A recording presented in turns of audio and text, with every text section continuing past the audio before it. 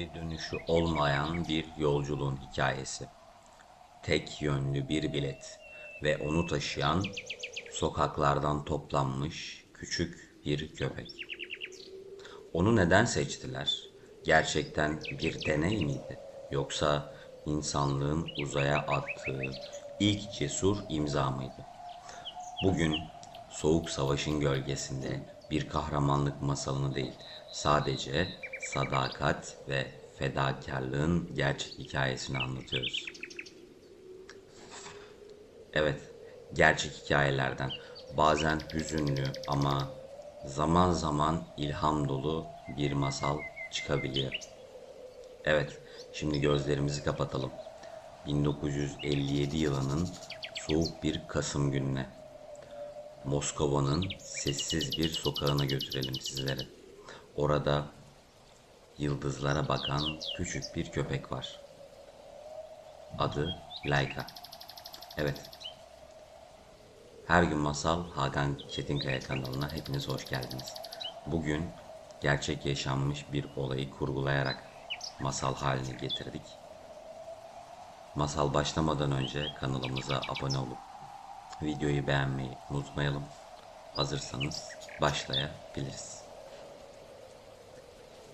Laika'nın Yıldız Yolculuğu.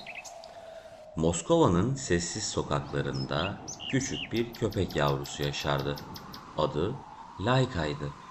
Gümüş renkli tüyleri, meraklı siyah gözleri vardı. Soğuk kaldırımlar onun yatağı, ay ışığı ise yorganı olmuştu. Laika'nın tek dostu yıldızlardı. Geceleri başını kaldırır, gökyüzündeki parıltılı noktalara bakardı. Onlarla konuşur, onlara şarkılar söylerdi. Keşke sizin kadar yükseklere çıkabilsem diye düşünürdü. Bir kış günü beyaz önlüklü iki insan onu fark etti. Biri Doktor Dimitri, diğeri asistanı Nina'ydı. İşte aradığımız köpek, dedi Dimitri. Gözlerinde zeka ve merak ışıltısı mükemmel. Nina Layka'yı sevdi. Ama o çok küçük, dedi üzüntüyle. Bu zorlu göreve dayanabilecek mi? Dayanır, diye yanıtladı Dimitri. Sokaklar onu güçlü yapmış. Yıldızlara olan hayranlığı ise ona cesaret ve güç verecek. Layka'yı alıp büyük beyaz bir binaya götürdüler. Burası yıldız merkeziydi. Her şey parlaktı, temizdi. Layka ilk kez sıcak bir yatak gördü. İlk kez karnı doyuncaya kadar yemek yedi. Ertesi gün eğitimler başladı. Layka dar bir kabine yerleştirildi. Burası artık onun evi olacaktı. Etrafında dönen garip garip makineler vardı. Yüksek sesler, titremeler ona başta korkuttu ama yıldızlara kavuşma hayaliyle bunların hepsine dayanmıştı. Nina her gün onu ziyaret ediyor, onunla konuşuyordu. Sen özel bir köpeksin Layka. Tüm insanlık için büyük bir iş yapacaksın. Sen yıldızlara gideceksin. Layka Nina'nın sözlerini anlıyor gibiydi. Kuyruğunu sallıyor, sevgiyle ona bakıyordu. Artık iki hayali vardı. Yıldızlara ulaşmak ve Nina'nın gurur duyacağı bir köpek olmak. Günler geçti. Layka dönen sandalyelerle döndü. Titreyen platformlarda durdu. Her gün biraz daha güçlendi. Her gün biraz daha cesur oldu. Doktor Dimitri kayıtlar tutuyordu. Kalp atışları mükemmel, tepkileri çok hızlı. Bu köpek doğuştan bir kahramandı. Bir akşam Nina Layka'yı dışarı çıkardı. Gökyüzü berraktı. Yıldızlar pırıl pırıldı. Yakında onlarda olacaksın. Oralarda olacaksın, dedi Nina.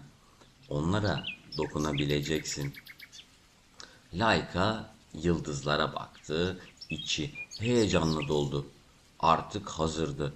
Yuvasından uzakta, soğuk sokaklardan çok ama çok uzakta yepyeni bir hayata hazırdı. Fırlatma günü geldiğinde herkes tedirgindi. Layka ise sakindi. Onu gümüş bir kapsüle yerleştirdiler. İçi yumuşak petlerle kaplıydı. Penceresi vardı. Oradan dışarıyı son kez dünyayı görebiliyordu. Nina son kez onu okşadı. Seni unutmayacağız Layka. Tüm çocuklar senin hikayeni bilecekler. Motorlar çalıştı, yer titredi. Layka pencereden dışarı baktı. Yeşil ağaçlar, mavi gökyüzü uzaklaşıyordu. Her şey küçülüyordu. Sonra aniden her yer bembeyaz oldu. Işıklarla doldu. Yıldızlar yakınlaştı. Layka'nın kalbi hızla attı ama bu korkudan değil, mutluluktandı. Dünya mavi bir topa dönüştü. Bulutlar pamuk gibi görünüyordu. Layka pencereden baktı ve içinde büyük bir huzur hissetti. Hayali gerçek olmuştu. Artık yıldızlardaydı. Kapsül yörüngeye yerleşti. Her şey sessizleşti. Ağırlıksızlık hissi tuhaf ama güzeldi. Layka yüzer gibi hareket ediyordu. Dünyanın etrafında dönerken Layka düşündü. Sokaklardaki soğuk geceleri, açlığını hatırladı. Sonra Nina'nın sıcak dokunuşu, Doktor Dimitri'nin gurur dolu bakışlarını hatırladı. Her şey değişmişti. O artık sadece bir köpek değildi. O yıldızlara ulaşan ilk canlıydı. Güneş doğdu. Güneş altın rengiyle parladı. Layka pencereden bu muhteşem manzarayı izledi. Hiç yalnız hissetmiyordu. Çünkü yanında tüm insanlığın hayalleri vardı. Bir süre sonra vücudu sıcaklamaya başladı. Ama Layka korkmadı. Yıldızlara bakarak onlara doğru yükseldi. Gözlerini yummadan önce Nina'nın sesini duyduğunu hayal etti.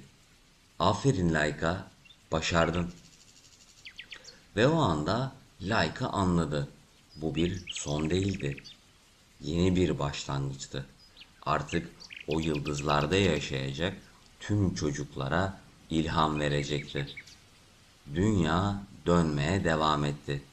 İnsanlar aşağıda yaşamlarına devam ediyordu. Ama artık gökyüzünde yeni bir yıldız vardı. İsmi Layka'ydı.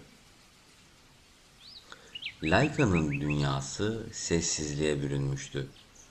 Dünya penceresinden gördüğü mavi bir inci gibi duruyordu. Yıldızlar ise artık çok yakındı. Onlara uzanan penceresinden bakarken hiç yalnız hissetmiyordu. Sanki her biri onunla konuşuyor, ona yol gösteriyordu. Kapsülün içindeki hayat Layka için yepyeni bir maceraydı. Yemek yemek, su içmek, uyumak her şey farklıydı. Ama o yeni kuralları hızla öğrendi. Her sabah uyandığında penceresinden güneşin doğuşunu izliyor, dünyanın üzerindeki bulutların dansını seyrediyordu. Bu manzara Moskova'nın soğuk sokaklarında ne kadar uzakta olduğunu hatırlatıyordu ona. Aşağıda Doktor Dimitri ve Nina ekranların başındaydı. Lika'nın, Layka'nın kalp atışları, nefes alışverişleri, her hareketi kayıt altındaydı. Vital bulguları mükemmel dedi Doktor Dimitri. Gözlerini ekrandan hiç ayırmıyordu. Düşündüğümüzden çok daha güçlüymüş. Nina, Layka'nın pencereden dünyaya baktığı anları gösteren fotoğraflara bakıyordu. Sadece fiziksel olarak değil, ruhen de güçlü. Bak, dünyaya ne kadar da hüzünlü bakıyor. Özlem duyuyor olmalı diye ekledi Doktor Dimitri. Ama Tarih onu unutmayacak. Bu küçük köpek insanlığın uzayı keşfinde dev bir adım olacak. Laika yıldızlarla konuşmaya devam ediyordu. Onlara Moskova'daki hayatını, Nina'yı, Doktor Dimitri'ye anlatıyordu. Yıldızlar da ona cevap veriyor gibiydi parıltılarıyla, ışıklarıyla onu selamlıyorlardı. Bir gece özellikle parlak bir yıldız göz kırptı ona. Laika onun farklı olduğunu hissetti. Sanki onu çağırıyor, yeni bir maceraya davet ediyordu. Günler, haftalar geçti. Laika dünyanın etrafında binlerce kez döndü. Her turda yeni yeni şeyler görüyor, yeni manzaralar keşfediyordu. Okyanusların mavisi, çöllerin sarısı, ormanların yeşili. Hepsi penceresinden izlediği adeta bir tablo gibiydi. Artık dünyaya olan özlemi yerini huzur ve amaç duygusuna bırakmıştı. O muhteşem manzaraları gören ilk canlıydı. Ama kapsülün içi giderek ısınıyordu. Laika bunun normal olmadığını hissediyordu. Nefes almak zorlaşıyor, vücudu yorgun düşüyordu. Penceresinden son kez yıldızlara baktı. O parlak yıldız hala oradaydı. Ona doğru uzandı. Patisini cama dayadı. Gözlerini yummadan önce Nina'nın onu ilk gördüğü günkü gülümsemesini hatırladı. Soğuk bir Moskova sokaklarında onu bulduğu andaki sevinci. Hoş geldin küçük kahraman demişti Nina ona sarılırken. Laika o anki sıcaklığı şimdi içinde hissediyordu. Korku yoktu içinde. Sadece görevini tamamlamanın verdiği huzur vardı. Aşağıda Doktor Dimitri ekrana baktı. Laika'nın kalp atışları yavaşlıyordu. Hayır diye fısıldadı Nina gözleri dolarak. Bekle Nina dedi Doktor Dimitri. Bak kalp atışları durdu ama son anına kadar çok güçlü kaldı. Bize ihtiyacımız olan her şeyi verdi. Odasında sessizlik hakim oldu. İki bilim insanı ekrandaki düz çizgiye baka kaldı.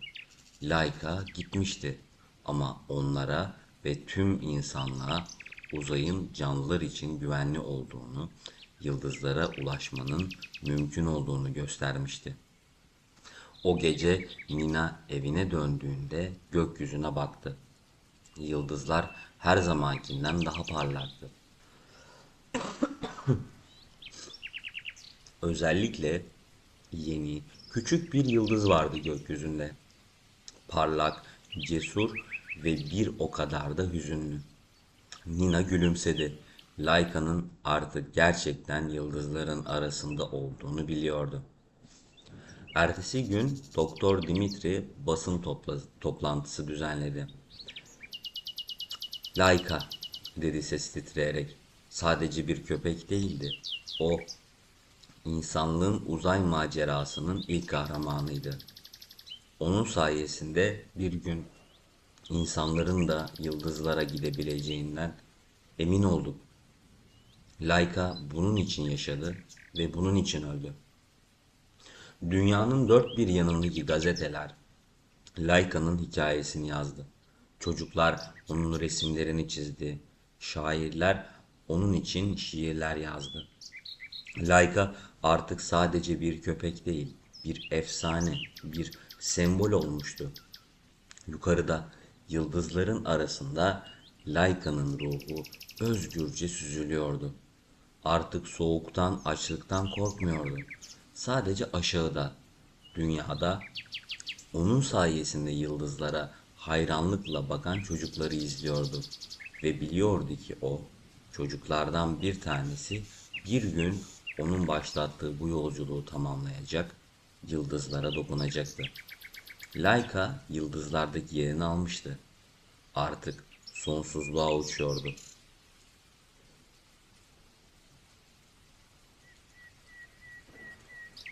Laika'nın dünyası sessizlikle dolmuştu. Ama bu tanıdık bir sessizlikti. Sanki her şey olması gerektiği gibiydi. Gözlerini açtığında kendini altın ışıklı bir bulutun üzerinde buldu. Etrafı yumuşak bir parıltı sarıyordu. Burası soğuk değildi. Sıcacıktı. Tıpkı Nina'nın kolları gibi. İleride parlak bir ışık topu belirdi. Işıktan bir ses duyuldu. Hoş geldin, cesur yolcu. Layka korkmadı. Bu ses onu çağıran yıldızın sesiydi. Ben yıldızların bekçisiyim dedi ses.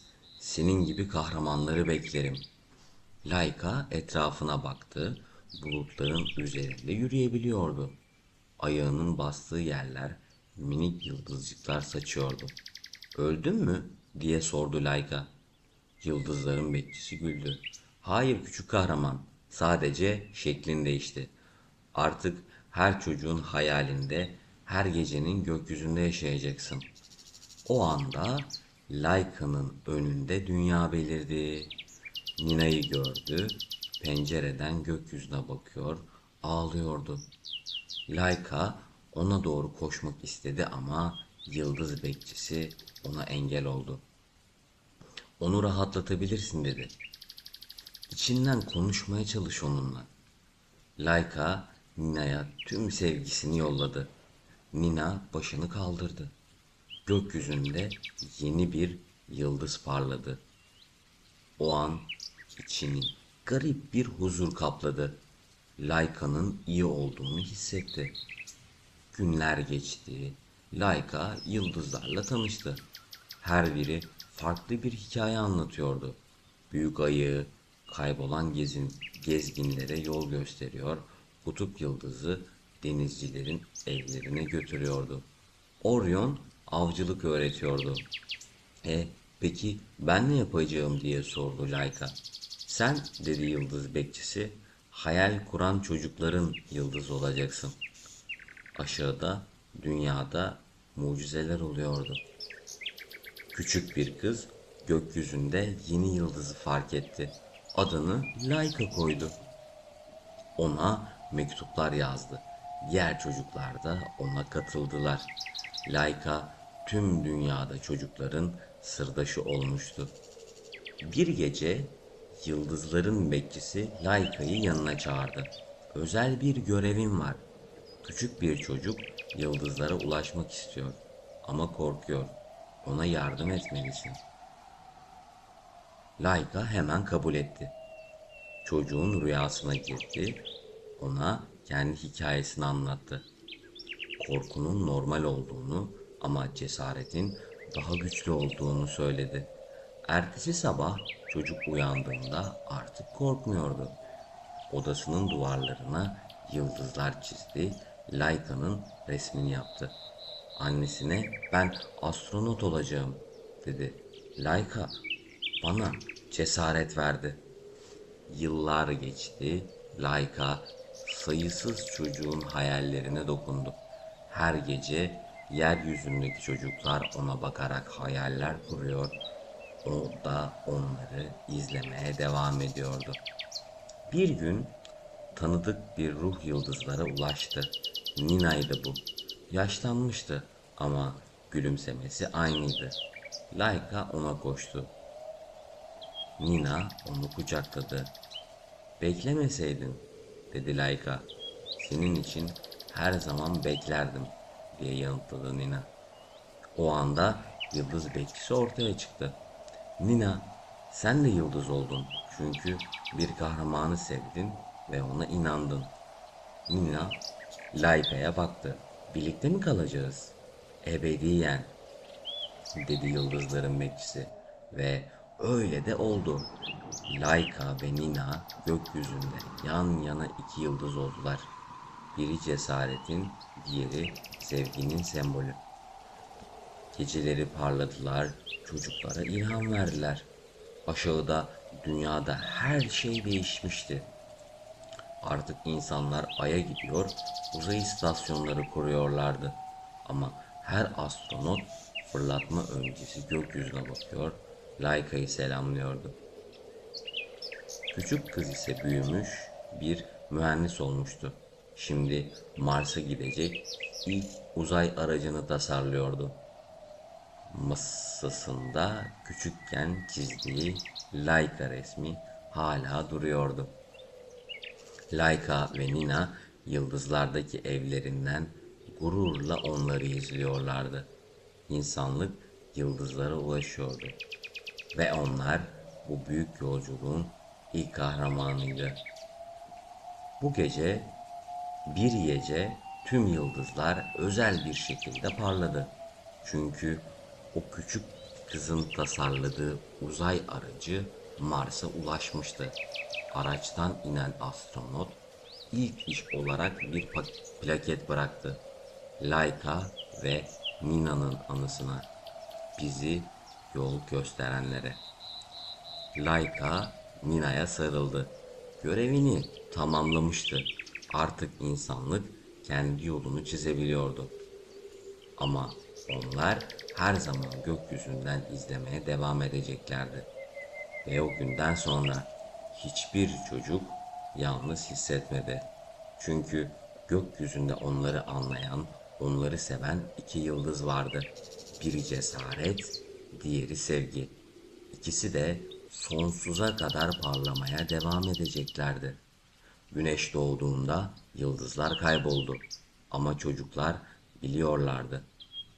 Onlar hala oradaydı. Sadece dinleniyorlardı. Bir sonraki gece yeni hayallere ışık olmak için dinleniyorlardı. Laika'nın hikayesi bitmemişti. Sadece yeni bir şekle bürünmüştü. Artık o cesur kalplerde yaşıyordu. Her hayalde de var oluyordu. Ve belki de en güzeli artık yalnız değildi. En sevdiği insanla, yıldızlardaki evindeydi. Sonsuzluk onlar için yeni bir macera demekti. Birlikte tüm evreni keşfedeceklerdi. Ama her zaman dünyadaki çocukların kalbine bir ışık göndermeyi unutmayacaklardı. Evet, Laika'nın Yıldız Yolculuğu masalımız burada bitti. Siz de fark etmişsinizdir. Farklı bir masal oldu. Aslına baktığımızda masalla ilgili ufak bilgilendirmeler verelim bugün sizlere. İlk canlı yolcuydu Laika. Dünyanın yörüngesine ulaşan ilk canlı ve ilk memeli oldu. Bir organizmanın uzayın yörüngesine çıkmasının koşulları, işte ağırlıksız, yüksek G kuvveti dayanıp dayanamayacağının aslında bir testiydi bu. Neden bir köpek diye sorulduğunda Sovyet bilim adamlarına, sokak köpekleri zaten çok zorlu şartlarda yaşıyorlar. Çöpten bir şeyler bulmaya, bir şekilde hayatlarını yaşamaya çalışıyorlar. Zaten çok zor şartlarda yaşadıkları için bu şekilde tercih edildi.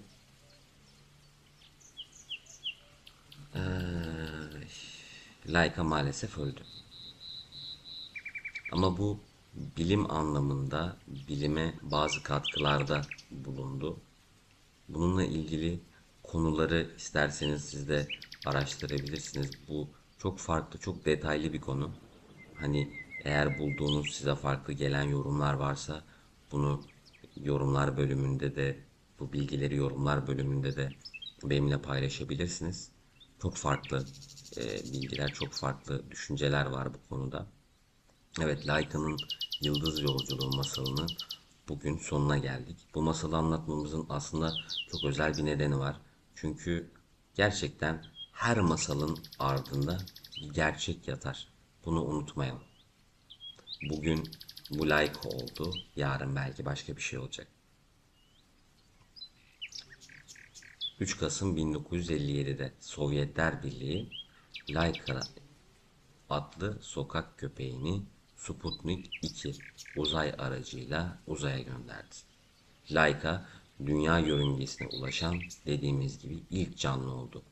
ve insanlığı uzay uçuşlarının önünü açmış oldu. Onun yolculuğu bilim için yapılan fedakarlıkların ve keşif tutkusunun unutulmaz bir sembolü haline gelmişti. Peki, sizce Layka'nın yaşadığı bu macera kendi hayatımızda olmuş olsa neleri değiştirebilirdi? Belki de küçük bir merak, kıvılcım, büyük buluşlara bizi yönlendirebilir mi? Evet, bir sonraki masalımızda çok daha farklı bir masalla karşınızda olacağım. Masalı beğendiyseniz kanala abone olmayı, zil bildirimlerini açmayı unutmayın. Yarın tekrar görüşmek üzere. Hoşçakalın.